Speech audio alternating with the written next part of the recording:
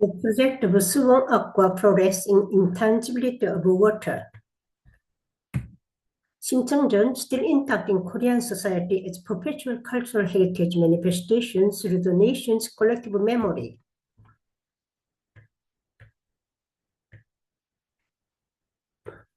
Folklore is shared by a particular group and includes fairy tales, myths, legends, and other oral traditions. It is a cultural expression transmitted through generations, enhancing intercultural dialogues and mutual respect for human behavior as a heritage. Korean folklore deals with the good, evil, and filial piety with hopeful endings still embedded in society. Many stories depict the weak competing against the strong to win or underline the Confucian virtues.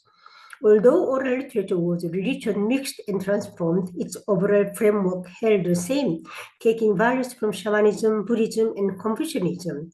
Folklore was developed in rural household farming to bind family community. Simcheongjeon is a classical novel about a filial daughter, Simcheong. She sells herself and throws herself into the Indang Sea to regain her blind father's eyesight.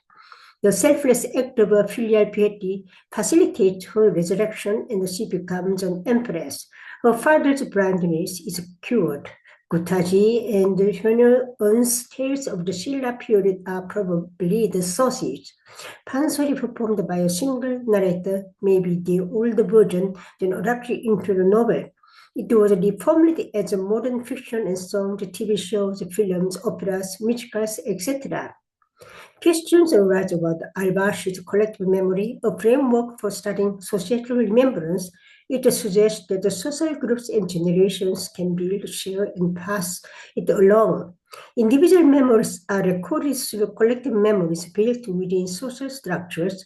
Folklore binds people to past generations and influences their memories.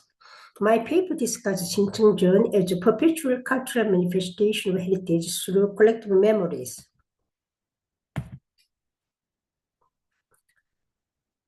Simcheongjeon, the devoted daughter. Once upon a time, there was a girl, Simcheong. Her mother died when she was born. Her father did not have a job because he was blind. So from her childhood, Simcheong had to work to make money.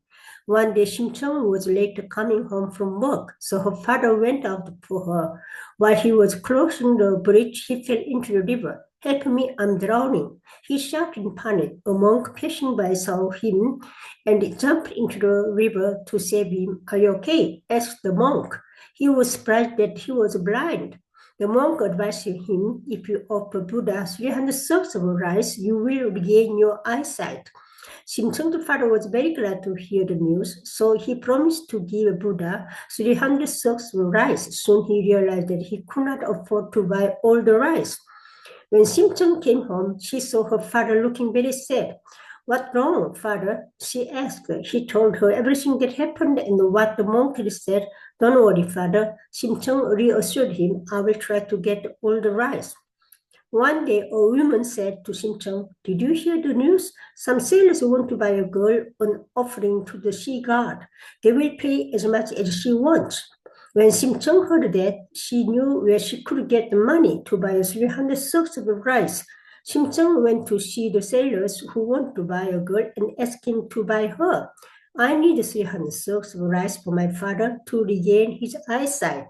Simcheong explained. The sailors bought Simcheong and were amazed at her and said she is the most filial daughter in the world. Finally, the day came when she had to leave. "Father, today I'm going to be the Kang's family's stepdaughter." She lied to her father. "To adopt me, they will give 300 sacks of rice to the temple. Then you will be able to see again." "That's great. I won't be a blind man anymore," her father said happily. Well, now you can see the picture. Now Simcheong was on the boat with the sailors. After sailing for several days, the ship reached a deep part of the sea. Suddenly, a strong wind rose and the sea roared. So the sailors wanted Simcheong to jump into the roaring sea to be the sacrifice. When she woke up under the sea, she heard beautiful music. She had no idea where she was. "Am I dead or alive?" Simcheong said to herself. At the moment, she heard a voice saying, "Wake up now, there is the Sea Palace. The Sea King was touched by your story. He sent me to save you." Simcheong stayed at the king's palace for a few days. One day, a maid came to Simcheong. The Sea King has ordered that you return to land, she said. Simcheong was put into a big lotus blossom. This is very important, lotus. Finally, the lotus blossom floated to the surface. The sailors who brought the Simcheong found the lotus blossom. It was spotted at the same place where Simcheong had jumped into the sea. The sailors were surprised and lifted it out of the sea to bring it to their king. When the king touched the blossom, suddenly it opened and the beautiful girl walked out. The king loved her very much and made her his queen. As the king's wife, Simcheong's life was very happy, but she could not forget her father. One day, the king found Simcheong looking very sad. Why are you sad? Please tell me. Simcheong told him the whole story. After the king heard her story, he wanted to help her to find her father. So he threw a party for all blind people in the country. Meanwhile, Simcheong's father was still blind despite the offering of 300 sacks of rice. He heard from other people in the village what Simcheong did for him to regain his eyesight. He regretted the loss of his daughter. One day, a neighbor informed Simcheong's father that the king prepared a party for blind people. When the party began, Simcheong was looking for her father, but she could not find him. On the last day of the party, Simcheong was just about to give up hope. Then she saw a tired and shabby old man enter the palace. She was overjoyed when she found her father. She ran to him, "Father, I'm Simcheong, your daughter," she cried. "My daughter?" said the surprised old man. "Is it a dream? Let me look at your face." At that moment, a miracle happened. The old man opened his eyes. The king was so pleased to see his wife and her father reunited. He ordered the party to be continued for another week, and all the people cheered. Simcheong and her father lived happily ever after. So through this text, we can see how this shamanism, Buddhism, and Confucianism, all this in Korean the culture. So here is a very Simcheong we from the childhood we know. So there are so many book covers talking about how she fell in the water and the house style and how the ordinary people style, wave, all this is you can see from different there. And here also still there are so many ways to interpret the wave and lotus blossom and especially king and the Korean dress. All this you can see the bureaucrats and aristocracy or ordinary people. So there was a